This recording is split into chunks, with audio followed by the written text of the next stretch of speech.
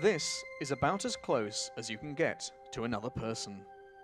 Look into someone's eyes and it almost seems that you can see what they're thinking. Looking out, our eyes are clear windows on the world because they focus automatically. A camera struggles to see what's going on in low light, but reflexes adapt our eyes without us even thinking about it. Until, that is, something goes wrong. Fixing faulty eyes is one of the most difficult and delicate jobs imaginable. It's only possible because doctors and scientists have come to understand how the different parts of the eye work, piecing together the secrets of sight. If I look at something and I strain my eyes because it's quite far away or I can't see it, then I get really bad headaches and have to lie down. Priya Chowdhury is 14. When she was 12, she started seeing spots in front of her eyes. Now, that problem is much worse, and her doctor says she could lose the sight in her right eye. With my left eye, I can see everything, it's fine. I can read all the notes. But with my right eye, I can't see anything. From here to here, it's fine, I can see fine. But then I suddenly have to look up there, and if I do that really quickly, I'll see double, or it'll make it a bit blurry. Both my eyes I can see, like the trees, the house, everything clearly. I see all the lines. But if I close my eyes, and I can see through the right one, it's just completely blurry. I can just see colours, and that's it. Priya's problem is buried deep inside her eye. Our eyes sit protected in bony sockets called orbits. Each orbit is a hard shell that stops damage from most knocks. If we make the skull invisible, the eye is left as a white ball. The optic nerve comes out of the back and leads to the brain. 6 muscles are attached to the outside of each eye.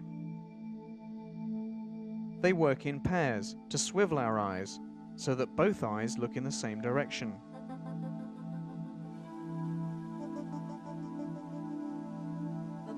At the front of the eye is the cornea. It's clear, like a window. Behind the cornea is the iris, a round disc that blocks light, except for a hole in the middle called the pupil. The pupil controls how much light comes into the eye. Next is the lens. It's clear, like the cornea, but its shape can change. And because the lens can change shape, it can focus light from objects both near and far away. The light ends up projected onto the retina, a light-sensitive layer of cells at the back of the eye.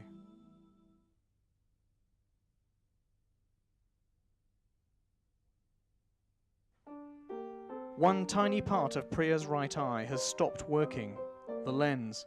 It's not clear like it should be. It's called a cataract, and there is a cure. Surgery. Yeah, I'm nervous. They're going to change the lens, or the cataract, to get rid of it, put it with a new one. So you just have to look into the little window at the red light. Before the operation, eye specialists have to measure every aspect of Priya's eye. Good. Apply some cream. And then if you close your eyes, we take the picture through a closed eye. It's a little bit cold. Sound waves reveal the inside of Priya's eye. Light comes in on the left and goes across to the retina on the right. The distance from the front to the back of the eye is critical. Here's why. Imagine this glass bowl is the eyeball. There's a lens at the front, and water with green dye shows the path of the light rays. When a normal eye looks at a point of light, like a candle, the lens bends light rays so they converge. They focus to make a single point of light on the retina. But for some people, the focal length of the lens doesn't match the size of the eye. Sometimes the light rays focus short of the retina, like this, making a blur. This is called short-sightedness. In other people, the light rays don't converge at all. This is called long-sightedness. When the focal length of the lens matches the size of the eye, we see clear, sharp images. Different lenses can be used in glasses to help people with either short-sightedness or with long-sightedness. But when the lens at the front of the eye becomes cloudy because of a cataract, the only solution is to replace it.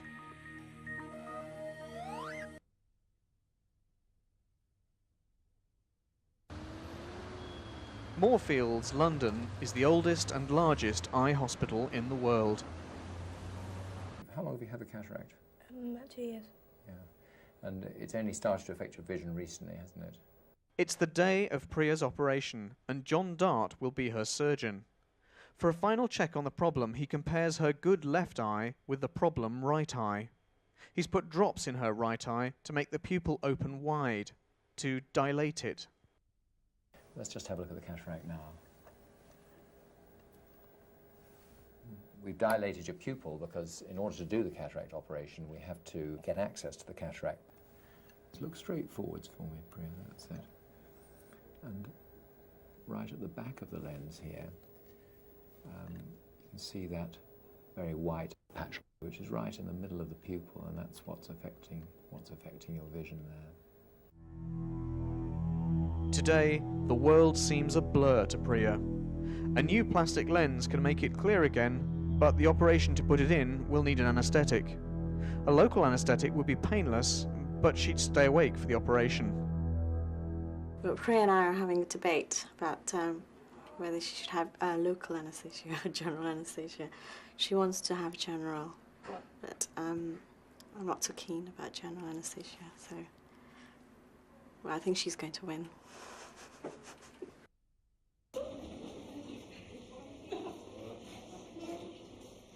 Priya makes her own choice and goes for a general anaesthetic, so she won't be conscious at all for the operation.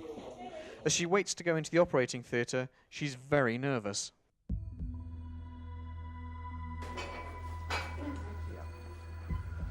Okay, Nick? We're just going to prepare the eye now with a disinfectant, an antibacterial called povidone iodine.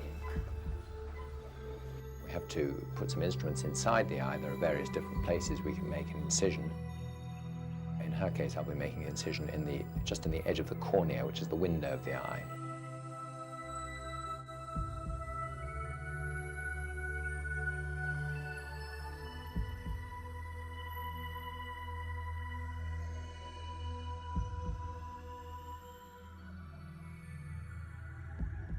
When John cuts into Priya's eye, he knows that the slightest slip could make her blind for the rest of her life. I'm going to make the incision. It's vital not to damage the cornea, so John will have to work through 2 tiny incisions at the edge.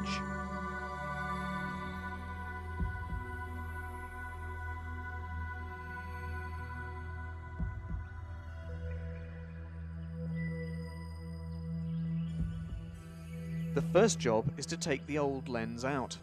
John starts by breaking it up with a vibrating ultrasound tool. Then, a minute vacuum cleaner sucks out the fragments.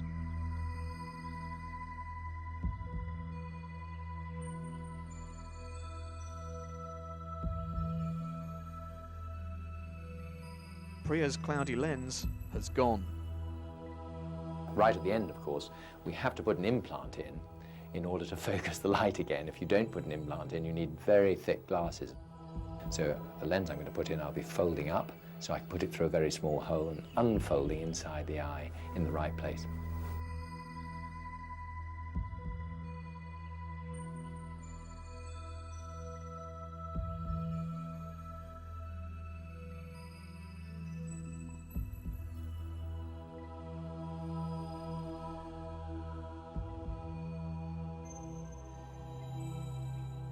The nylon loop you can see here That's what supports the implant in the centre of the pupil. If I don't put it in the right place, it will decenter. I'm just going to stretch the capsule there you see that, and pop that into place. You can see how well that's centred right in the middle of the eye there.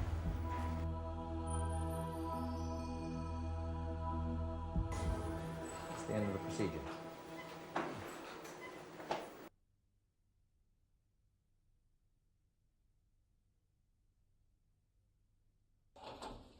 Priya's come round from her anaesthetic. It'll be some time before her right eye heals completely, and until then she won't be able to judge distances or see in 3D. 3D vision is called binocular vision because it needs two eyes. Our brains combine the two images into one clear picture. If they didn't, it would feel like we were drunk and seeing double. But actually, seeing double is the secret to 3D vision. The brain can compare the slightly different viewpoint from two eyes to tell how far away objects really are. Priya may not be able to judge distances yet, but with her good eye, she can still focus automatically. She learned that skill as a baby. Focusing from close to far objects is called accommodation. It's possible because the lens in the eye changes shape. When the lens is relaxed, it's thin and flat. This brings the light from distant objects into focus on the retina. But when the muscles around the lens contract, the lens becomes fatter and brings the light from close objects into focus. The lens accommodates changes of focus from close to different objects by relaxing and contracting to alter its shape. This is why it's called accommodation. Just 2 hours after the operation, the bandage comes off Priya's eye and her parents take her home. Although the eye has not had time to heal, the new lens is working.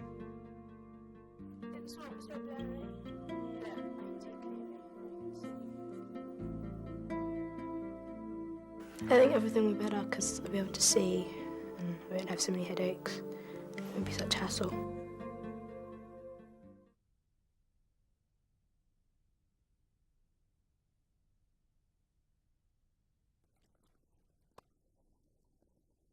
Ben Jones is 21. He's just finished studying at Kent University, despite steadily losing his sight. What's wrong with my eyes is I have a disease called retinitis pigmentosa, and it's a recessive disease, so it gets worse as I get older. My right eye went blind between the age of about 8 and 12, I think, and then my field of vision in my left eye narrowed in. This is what the world looks like to Ben, a tiny area of clear vision at the centre of murky darkness. Everyone else can just see everything in one go, whereas I have to build up pieces of a jigsaw by looking at that bit and then looking at that bit and looking at that bit. And so I build up the picture gradually. Ben tries to lead a normal life. He likes sport, but finds some sports easier than others. Tennis is quite easy for me to play because the ball comes straight from the opposition racket, so I can follow it within my field of vision. The worst problem I have is picking up balls at the back because I have to sort of scan up and down to try and find where the ball is. But that's where it affects me most. People will shout left, left a bit, down. But other sports are almost impossible for Ben to play. I find squash very difficult. I can't play squash at all, to be honest, because with squash it comes off it can come off 3 walls or whatever, and so I often lose sight of it. Today, sport shows how much we depend on vision. For our ancestors, though, it was a matter of life and death. They needed to see fast-moving predators and catch animals to eat. So the structures of the eye evolved to make that possible. The retina which covers the back of our eyes is a layer of very specialized cells. When light hits them, they send signals to our brains. So the slightest damage to the retina will affect our eyesight. Each part of the retina corresponds to a different patch of the image we see. The retina is like the film in a camera. And just as in a camera, the image is projected upside down by the lens.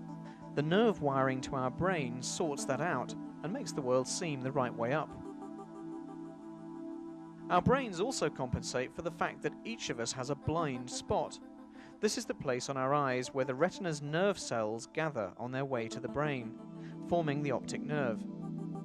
There's no room for light-sensing cells here, so this part of the retina is blind in everyone. But right in the centre of the retina, not far from the blind spot, is where the clearest image is formed. It's called the fovea. Ben suffers from tunnel vision because the cells in the outer part of his retina are severely damaged, while the cells at the centre and at the fovea are working normally.